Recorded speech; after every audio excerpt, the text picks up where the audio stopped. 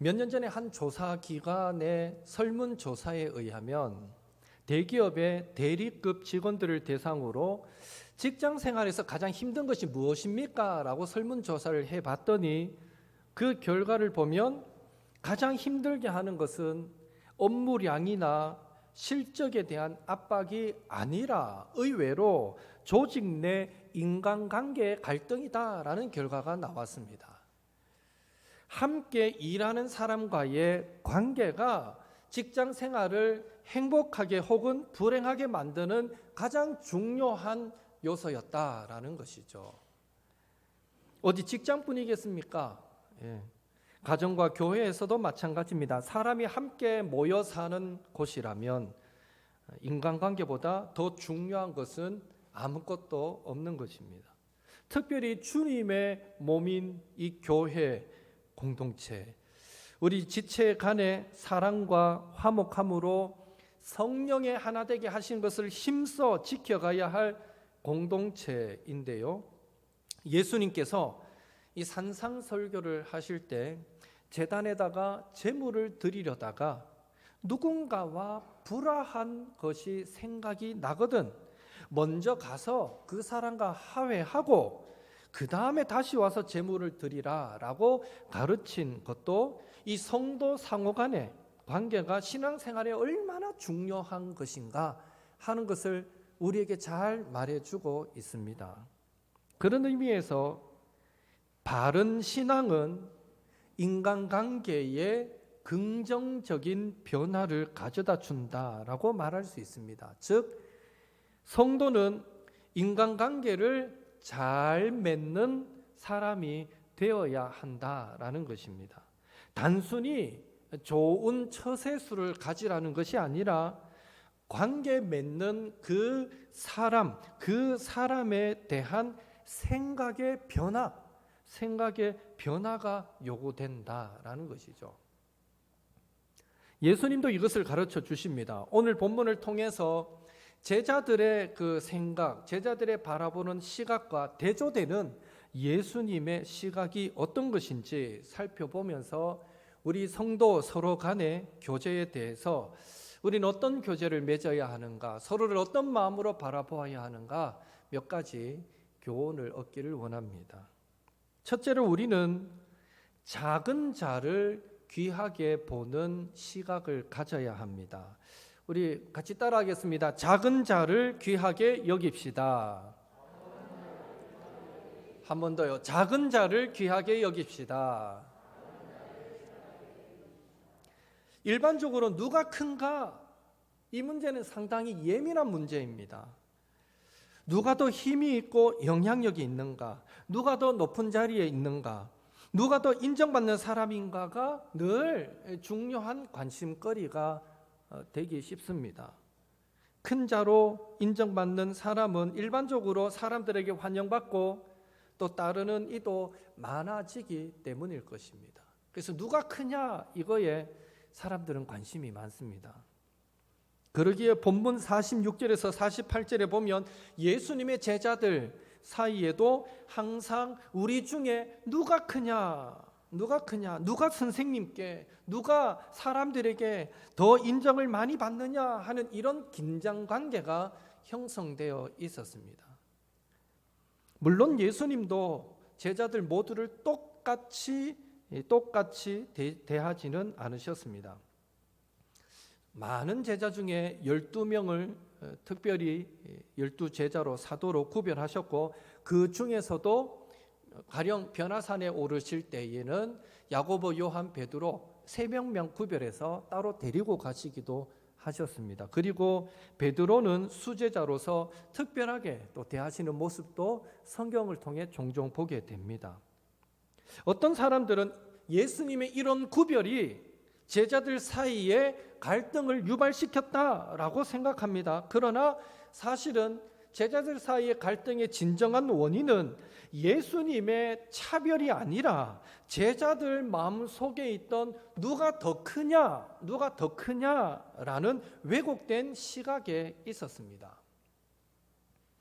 교회 역시 모든 성도들을 똑같이 대할 수 없습니다. 성도마다 받은 은사와 달란트와 역량이 다르기에 그에 따라 직분과 사역이 맡겨지는 것입니다.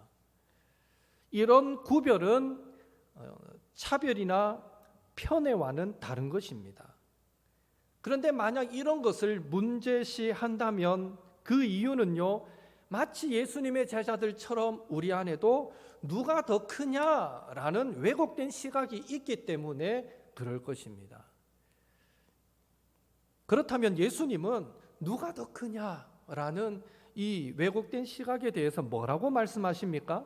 서로 자신이 더 크다고 논쟁하는 제자들 앞에 예수님은 한 어린아이를 곁에 세우시고 이렇게 말씀하십니다. 48절 같이 읽겠습니다. 그들에게 이르시되 누구든지 내 이름으로 이런 어린아이를 영접하면 곧 나를 영접함이요 누구든지 나를 영접하면 곧 나를 보내신 이를 영접함이라. 너희 모든 사람 중에 가장 작은 그가 큰 자니라. 아멘. 너희 모든 사람 중에 가장 작은 그가 큰 자니라. 이 말씀으로 예수님께서 가르치고 싶었던 것은 리더로 세워질 자들에 대한 시각의 변화입니다. 적어도 리더로 될 사람들은 이 정도의 시각을 갖고 있어야 된다라는 것인데, 당시 어린아이는 사실 숫자에도 포함시키지 않을 만큼 아주 약하고 하찮게 여겨지는 존재였습니다. 그런 대상이었습니다. 지금 예수님은 그런 어린아이를 영접하면 곧 자기를 영접한 것과 같다라고 말씀하시고, 궁극적으로 그런 어린아이를 영접하면 하나님을 영접한 것이 된다라고 말씀하시므로, 제자들이 그렇게 차지하고 싶었던 큰 자는 가장 낮아짐으로써 얻게 되고, 또 보잘것없고 하찮게 여겨지는 사람에게까지 겸손하게 섬김의 고개를 숙임으로써 얻게 되는 것이다 라는 사실을 우리에게 가르쳐 주고 있는 것입니다. 여러분 혹시 고아원을 한번 방문해 보신 적이 있으십니까? 저는 대학생 때 한 달에 한 번 정기적으로 고아원을 방문해서 예배도 드리고 아이들과 같이 놀기도 하고 또 간식도 함께 나눠서 먹고 이랬던 기억이 있습니다. 처음 고아원을 방문했을 때 저를 제일 힘들게 했던 것이 무엇일 것 같습니까? 상상 밖의 것이 저를 힘들게 했는데, 이제 우리가 간다 하니까, 교회에서 방문한다 하니까 이미 딱 그 제일 큰 방에 모여 있어요. 강당 같은 곳에. 문을 열고 딱 들어서는 순간 코를 찌르는 냄새. 전 그 냄새가 정말 힘이 들었습니다. 처음 맡는 냄새.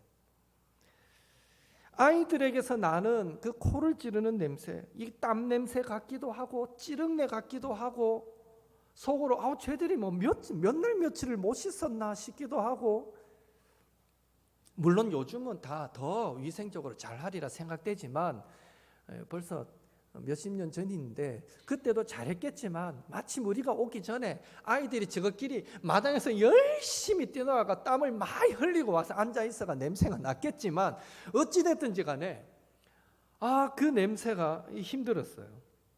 그 냄새를 맡는 순간 얘들이 고아원에 있는 아이들이기도 하지만 나도 모르게 본능적으로 내하고 좀 차이가 나는 아이들이구나라는 생각이, 그런 왜곡된 시각이 내 안에 쑥 들어오기 시작했습니다. 그러면서 또 아이들을 대하는 제 태도도 소극적으로 변하는 것을 느낄 수 있었습니다. 레크레이션을 하는데 같이 손을 잡고 게임을 하는데 손을 잡아야 하는데 그 찌르는 냄새 때문에 아이 손이 좀 더러우면 어떡하지? 순간 그 생각이 들면서 선뜻 손을 뻗어서 아이 손을 못 잡겠더라고요. 물론 잡긴 잡았습니다. 그러나 제 마음이 그렇다는 거예요. 그리고 또 같이 이래 한참 놀다 보니까 아이들은 금방 정을 주잖아요. 정을 붙이잖아요. 재밌게 놀다가 좀 쉬는 시간, 간식 나누는 시간 돼서 자리에 앉는데 가만히 보니까 이제 선배들은 먼저 1년, 2년 먼저 이제 고아원을 방문했던 선배들이 이미 친한 아이들이 있거든요. 그 아이들이 다 그 선배들 앞 가가지고 딱 그 무릎에 앉아가 같이 과자도 먹고 이러는 거예요. 근데 웬걸 쟤하고 같이 손잡고 놀았던 그 5, 6살 되는 여자아이가 간식 시간 되니까 제 무릎에 딱 앉는데 그 순간 제 몸이 딱 경직되면서 얘가 좀 청결하지 못했는데 싶은 생각이 들면서 제 몸이 뻣뻣해지는 걸 느낄 수 있었어요. 물론 아이한테 표현은 안 했지만 제가 그런 감정을 느꼈다는 거예요. 처음 고아원에 들어가는 순간 코에 찌르는 냄새를 맡고부터 왜곡된 시각이, 잘못된 생각이 내 마음에 팍 들어오니까 진심으로 손을 잡아주는 것도 힘들어지고 그 아이들이 곁에 붙고 사랑을 표현해 오는 것조차 부담스러워지는 그런 경험을 해보았습니다. 물론 제가 철이 없을 때 그랬습니다. 그렇게 뻣뻣해 있는 저에게 갑자기 하나님께서 이런 말씀을 하시는 것 같았습니다. 나는 죄로 인해서 부패하고 타락한 썩은 내가 진동하는 너를 위해서 십자가를 지고 너를 내 품에 품어주었는데 너는 그 아이의 손을 잡고 그 아이가 네 무릎 위에 앉는 것 그것조차도 힘이 드느냐, 이 말씀을 딱 하시는 것 같은데 정말 한 대 얻어 터지는 것 같더라고요. 저는 바로 막 꼬리 탁 내리고 죄송합니다 하고는 그 다음부터는 의도적으로 제가 먼저 다가가서 손도 잡고 안아주고 업어주고 그랬던 기억이 있습니다. 얼마 전에 칠곡에서 목회하시는 한 목사님과 만나 대화하던 중에 그분이 여수 애양원을 방문했던 근래에 얘기를 해주시던데 거기는 흔히 나환자촌, 나환자병원이 지금도 있고 그런 곳이잖아요. 가면 손양원 목사님이 또 거기서 목회도 하셨고 기념관이 있거든요. 기념관에 들어가니까 기념관 입구서부터 해가지고 그 옛날 사진들, 초창기 사진들부터 해가 쭉 걸려 있는데 수없이 많은 수백 명의 나환자 사진들이 걸려 있는데 이제 나병에 걸리면 서서히 손 마디마디가 떨어져서 나중에는 손도 뭉퉁해지고 또 발가락도 없어지고 코끝도 다 없어지고 사람 모양이 좀 이상하게 변해가거든요.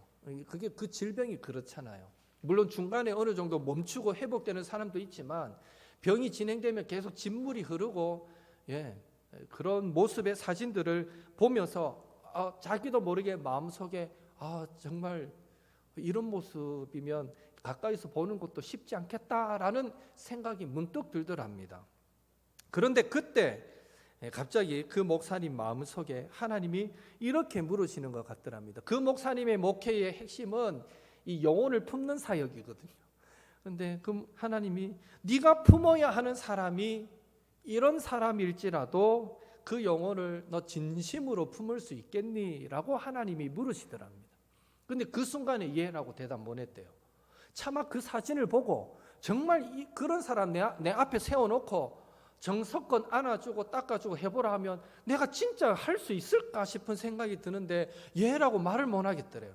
그래서 답을 안 하고 집으로 이제 다 일정을 마치고 집으로 돌아오고 몇 날 며칠을 기도하면서 묵상을 했대요. 하나님이 그 음성을 들려주셨고 거기에 대한 답을 내가 찾아야 되는데 도무지 자신이 나지 않더래요. 그래도 몇 날 며칠을 기도하다가 하나님께 그렇게 기도했답니다.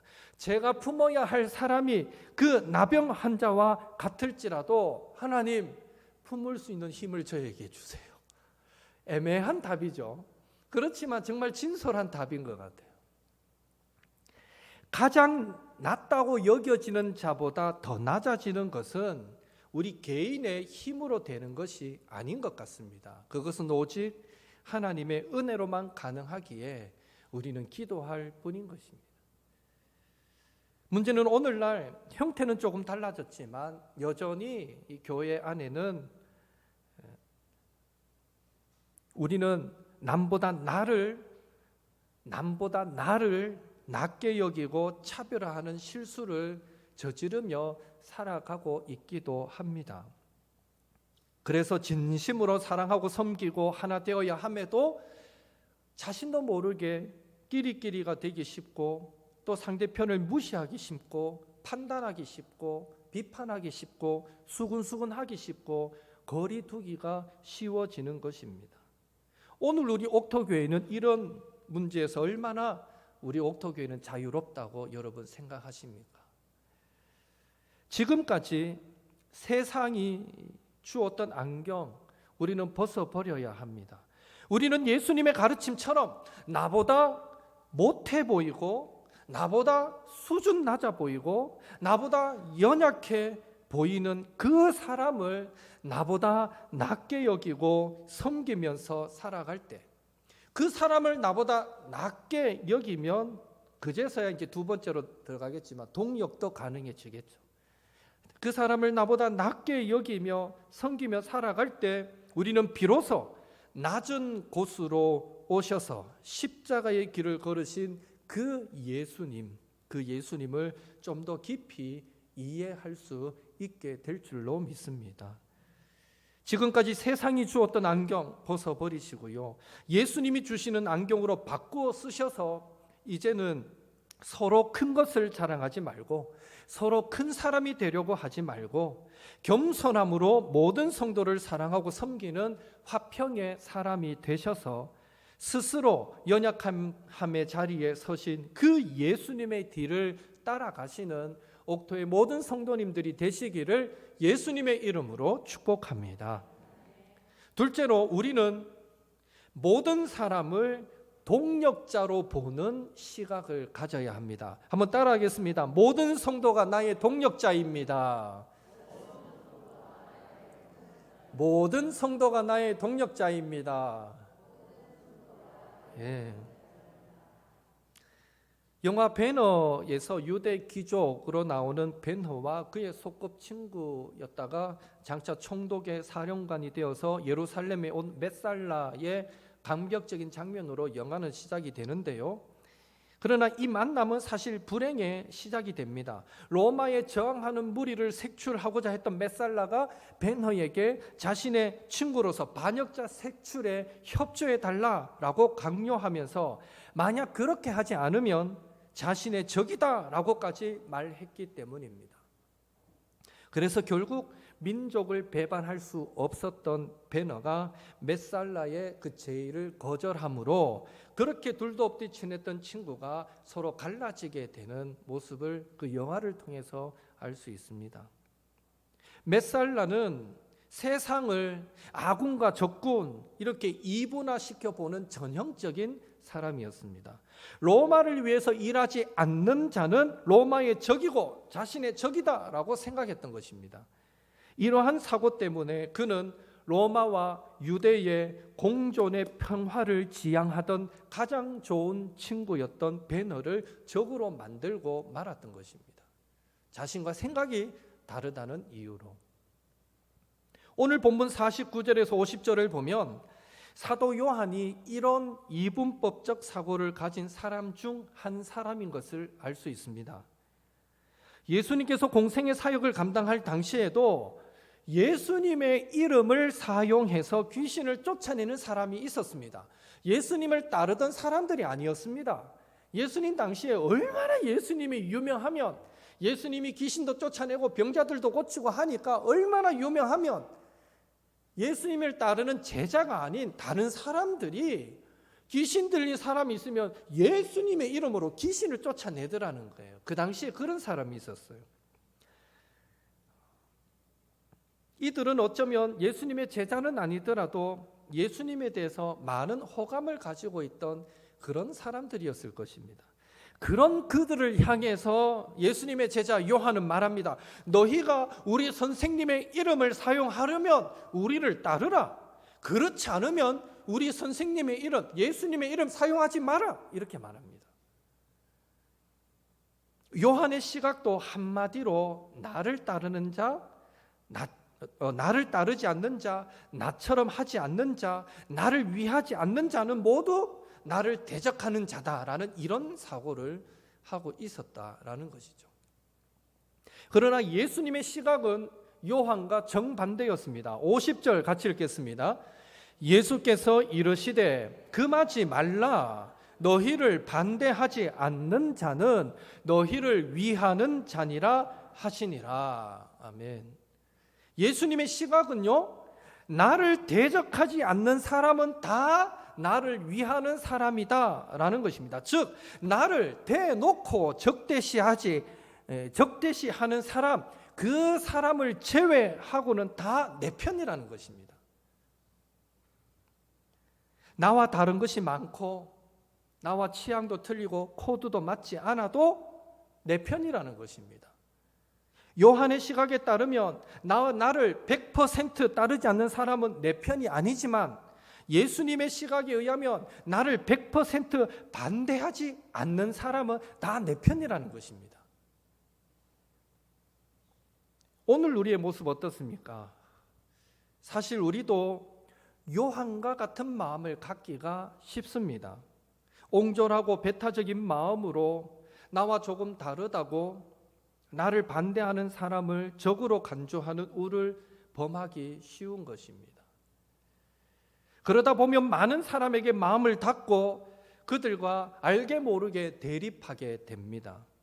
그러고는 자신의 뜻과 취향이 같은 사람하고만 자꾸만 어울리려고 하게 됩니다. 결국 이런 태도는 공동체의 분열과 분쟁을 가져올 뿐입니다. 여러분, 예수님의 시각을 가지고 주위를 둘러보면 사실 내 편 아닌 사람이 없습니다. 나와 100%가 아니라 40%만 생각이 맞아도 다 나를 위하는 사람이고 내 편인 것입니다. 나와 기질과 생각이 많이 다른 김 집사가 있어도 그 사람은 내 편인 것입니다. 얼마 전에 기관이 모여가 회의할 때 내 의견과 반대되는 의견을 내어서 혹 내 마음이 상하게 하더라도 그 사람도 내 편인 것입니다. 나와는 신앙 스타일이 달라서 종종 눈살을 찌푸리게 만드는 그 사람도 내 편인 것입니다. 교회 안에서 내 편이 아닌 자들이 어디 있겠습니까? 사실 우리가 달라봐야 하나님 보실 때 얼마나 다르겠습니까? 우리가 예수님의 안경을 쓴다면 교회 안에 다툼과 분쟁이 생길 이유는 없을 것입니다. 요한의 안경이 아니라 나와 함께하지 않으면 내 편이 아니야 이런 게 아니라 예수님의 안경을 쓰시고 꽁한 마음으로 원수처럼 여기고 다시는 안 볼 것처럼 등을 돌리고 내 교제권에서 몰아내는 그런 사람이 우리 옥토교회 안에는 한 사람도 없게 되기를, 대놓고 적대하고 방해하는 사람이 아닌 이상은 다 내 편이다라고 생각하고 함께 동력의 마음을 품게 되기를 예수님의 이름으로 축원합니다. 마지막으로 우리는 악한 자를 대적하지 말고 축복하는 자세를 가져야 합니다. 한번 따라하겠습니다. 힘들게 하는 자를 위해 기도합시다. 네, 힘들게 하는 자를 위해 우리는 기도해야 됩니다. 신앙생활을 하다 보면 때때로 우리는 자신을 대적, 어떤 표현을 쓸까 고민하다 그냥 대적이라는 표현을 써요. 우리를 대적하는 자를 만날 수 있습니다. 정면으로 거스르고 나를 모함하고 나를 괴롭히고 마치 원수처럼 대하는 그런 자를 만날 수 있다는 것입니다. 혹시 여러분 지금까지 신앙생활을 하다가 그런 사람을 한 번도 못 만나봤다, 정말 하나님께 감사하십시오. 은혜입니다. 다음 주 감사한금 내세요. 원수 같은 성도 한 번도 만나지 않게 하셔서 감사합니다. 은혜입니다, 은혜. 그런데 많은 교회들이 보면요, 정말 원수보다 더 못한 관계가 뭔지 모르겠지만 그런 관계 속에 살아가는 분들도 많거든요. 만약 내 마음에 그런 시험이 찾아오고 그런 관계가 생기게 된다면 그럴 때 우리는 어떻게 해야 합니까? 본문 51절 56절을 보면 예수님의 일행은 갈릴리에서 예루살렘으로 가기 위해서 사마리아를 통과하고 있습니다. 당시 여러분 아시는 대로 유대인들과 사마리아인들은 서로 상종하지 않았습니다. 서로 관계가 상당히 좋지 못했습니다. 유대인들은 사마리아 사람들 개라고 불렀습니다. 저것들은 개다. 사람 취급하지 않았습니다. 그러니까 그들 관계는 정말 어떤 관계인지 감이 가실 것입니다. 그래서 사마리아인의 한 마을에 들어갔더니 그 사마리아 사람들이 노골적으로 예수님 일행이 예루살렘으로 간다 하니까 못 지나가게 막는 겁니다. 다른 곳으로 간다 했으면 지나가라 했을 텐데 그들과 원수처럼 지내는 그 유대인 지역 예루살렘 지역으로 간다 하니까 이 길 못 지나간다고 길을 막아버리는 것입니다. 이에 붕괴한 야고보와 요한이 말합니다. 54절에 주여 우리가 불을 명하여 하늘에서부터 내려 저들을 멸하기를 원하십니까? 평소에 갖고 있던 생각은 저들은 개다라는 생각이 있기 때문에 불이 내려가고 확 태워 죽였으면 좋겠다 이런 생각을 쉽게 가졌던 것 같습니다. 길을 막았다고 주여 불을 명하여 하늘에서 내려서 저들을 다 불살라 버릴까요? 그렇게 예수님 앞에 말합니다. 아마 그 말하면 야, 네가 참 위로가 된다 뭐 이런 칭찬을 들을 거라고 생각했는지는 모르겠지만 이 두 제자의 모습 속에 자신들을 가로막는 사마리아인에 대한 아주 강한 적개심이 느껴지지 않습니까? 그러나 예수님은 오히려 사마리아 사람들을 저주하는 야고보 요한을 크게 책망하시고는 그 마을을 피해서 다른 곳으로 둘러가시는 것을 보게 됩니다. 예수님께 사마리아 사람들을 대항할 힘이 없으셔서 그랬겠습니까? 아닙니다.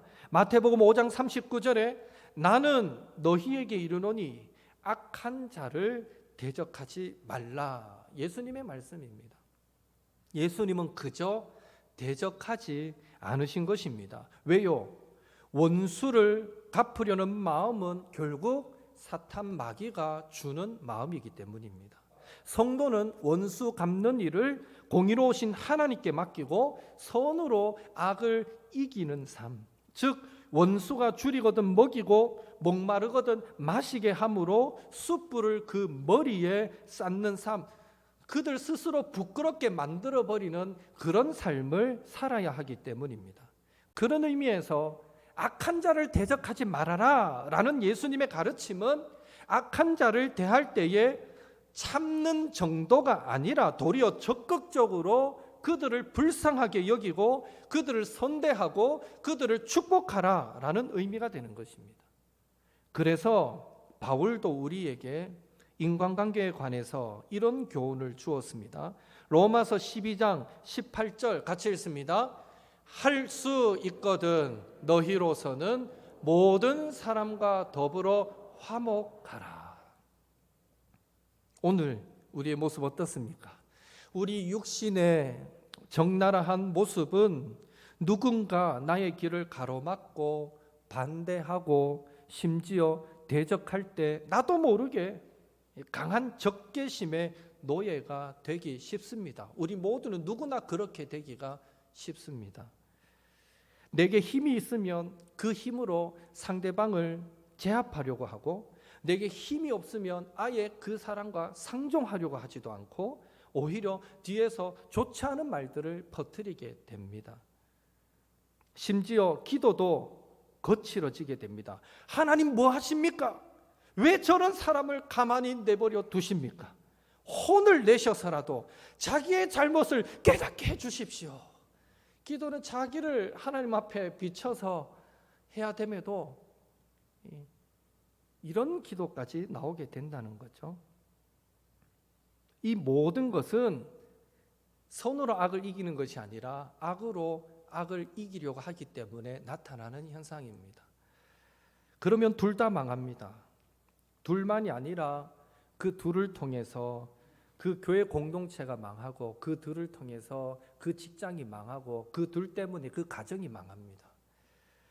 바라기는 신앙생활을 하면서 마음이 맞지 않는 정도가 아니라 대놓고 우리를 대적하는 그런 악한 자들을 만나게 될 때에 악으로 악을 갚으려 하지 마시고 선으로 악을 이기겠다는 자세로 최선을 다해서 모든 사람과 더불어 화목하려고 노력하셔서 성령으로 하나 되게 하신 우리 옥토교회를 화목한 교회, 평화로운 교회, 은혜로운 교회, 행복한 교회로 잘 지켜가시는 옥토의 모든 성도님들 되시기를 예수님의 이름으로 축원합니다. 우리 함께 기도하겠습니다. 오늘 나눈 말씀 기억하시면서 작은 자를 귀하게 보는 성도 되게 하소서. 모든 성도를 동력자로 보는 성도 되게 하소서. 악한 자를 대적하지 않고 축복하는 성도 되게 하소서. 우리 옥토교회 서로 화목하고 사랑하고 행복한 교회 되게 하소서. 우리 교회를 위해서 서로를 위해서 한번 축복하며 기도하겠습니다. 사랑의 하나님, 주님 은혜 감사드립니다. 오늘은 우리 성도의 관계에 대해서 또 하나님의 말씀을 나누었습니다. 주여, 우리도 모르는 사이에 어린아이처럼 또 모든 사람이 하찮게 여기고 가볍게 여기고 보잘것없이 여긴다 해서 우리도 나도 모르는 사이에 그렇게 우리 주변 사람들을 하나님의 마음이 아니라 사람의 마음으로 보고 대한 적은 없는지 이 시간 우리의 모습을 돌아보게 됩니다. 우리 예수님은 작은 자를 귀하게 여기라고 우리에게 오늘 가르쳐 주십니다. 어린아이 같은 자를 섬기는 그 사람이 가장 큰 자라고 말씀해 주십니다. 주여, 오늘 이 예수님의 가르침을 저희들이 마음에 새기게 하시고 우리 옥교의 모든 성도들 정말 가장 작은 자, 그들을 밑에서 내가 섬기는 자가 되겠노라, 이런 마음으로 서로 사랑하며 섬기는 아름다운 공동체가 되도록 주여 도우시고 역사하여 주시옵소서. 특별히 주여, 우리 모두는 믿음의 동력자라는 사실도 잊어버리지 않게 도와주시옵소서. 100% 나를 대적하지 않는 자, 대놓고 나를 모함하고 욕하고 핍박하지 않는다면 그 사람은 모두 나의 동력자가 될 수 있고 나의 동력자다라는 마음으로 서로를 품을 수 있게 도와주시고, 나와 생각이 조금 다르다 해서, 나와 기질이 조금 다르다 해서, 나와 취향이 다르다 해서, 나와 또 아버지 코드가 다르다 해서 그 사람을 자꾸만 내치려고 하고 끊어버리려고 하는 것이 아니라, 아버지, 우리가 두루두루 사귀며 교제하며 정말 성령의 하나 되게 하심을 힘써지켜가는 아름다운 옥토교회가 되도록 주여 도와주시옵소서. 특별히 대놓고 나를 대적하는 악한 자가 있다 할지라도 주여, 우리에게는 그들을 사랑할 만한 힘이 없습니다. 성령으로 충만하게 기름 부어 주셔서 감히 구합니다. 하나님, 나에게 원수 같은 자가 생길지라도 그를 위해 기도할 수 있는 마음을 우리에게 부어주시고 진심으로 그들을 축복할 수 있는 마음을 부어주시옵소서. 우리가 그렇게 할 때에 하나님 우리의 기도를 받으시고 하나님은 놀랍도록 변화시키시고 회복의 열매를 만들어 주실 줄 믿습니다. 하나님, 우리가 그러한 자로 쓰임받기를 원하오니 하나님 도와주시옵소서. 하나님 도와주시옵소서. 하나님 감사드립니다. 우리 옥토교회 지금까지도 은혜롭게 하나님 아름다운 교회를 만들어 왔는데 이후로도 계속해서 주님의 마음으로, 예수님의 마음으로 아름다운 공동체를 만들어갈 수 있도록 도와주시고 이 일 모두에 우리 모든 성도들이 함께 동참하도록 주여 축복하시고 역사하여 주시옵소서. 주님 도와주시옵소서. 하나님, 오늘 예수님의 가르침을 통하여 우리가 성도 관계 속에서 어떤 자세를 지녀야 할 것인가 한 번 더 도전받게 하시니 감사드립니다. 주님, 가장 작은 저보다 더 낮아져서 섬기는 우리 옥토의 모든 성도들이 되게 하옵소서. 그런 마음가짐만 가질 수 있다면 우리가 섬기지 못할 자가 없고 그 사람 앞에 우리가 고개 숙일 만큼 겸손해지지 않을 수 없을 것입니다. 주여, 우리에게 그런 은혜를 허락하여 주옵소서. 더불어 모든 성도를 동력자로 볼 수 있는 은혜도 허락하시옵소서. 대놓고 나를 대적하고 모함하고 핍박하는 사람이 아니라면 10%만이라도 생각이 비슷한 부분이 있다면 그 사람은 얼마든지 동력자가 될 수 있다는 마음으로 서로를 품고 함께 하나 되어서 주님의 교회를 섬기는 옥토교회가 되도록 도와주시옵소서. 더불어 주님, 우리에게는 악한 자를 위해서 축복하며 기도할 힘이 없습니다. 그래서 구합니다. 성령으로 충만하게 기름 부어 주시고 날마다 예수님의 십자가 바라보면서 혹 그러기를 원치 않지만 내 마음에 시험이 들고 누군가를 향해서 미움의 감정이 생기고 마치 그 사람이 원수처럼 여겨지는 일들이 생기게 될 때에, 그럴 때 주여 성령으로 더 강력하게 기름 부어 주셔서 그 사람들을 위하여 기도하고 축복할 수 있는 우리들이 되게 도와주시고 기도하고 축복하게 될 때에 그 미웠던 마음들이 눈 녹듯 녹아져 버리고 사랑의 마음, 긍휼의 마음이 생겨지는 은혜를 경험하고 그 회복이 불가능했던 관계가 회복되어지는 역사들도 경험되는 그 축복이 우리 옥토교회 안에, 우리 한국교회 안에 온전히 이루어지도록 주여 도우시고 역사하여 주시옵소서. 이 한 주간도 살아갈 때에 가정에서도 마찬가지고 직장에서도 마찬가지고 모든 관계에 있어서 우리가 그리스도인 되었기에 작은 예수로 살아가고 승리하는 옥토의 모든 성도들이 되도록 축복하여 주옵소서. 예수님의 이름으로 기도하옵나이다. 이제는 우리 주 예수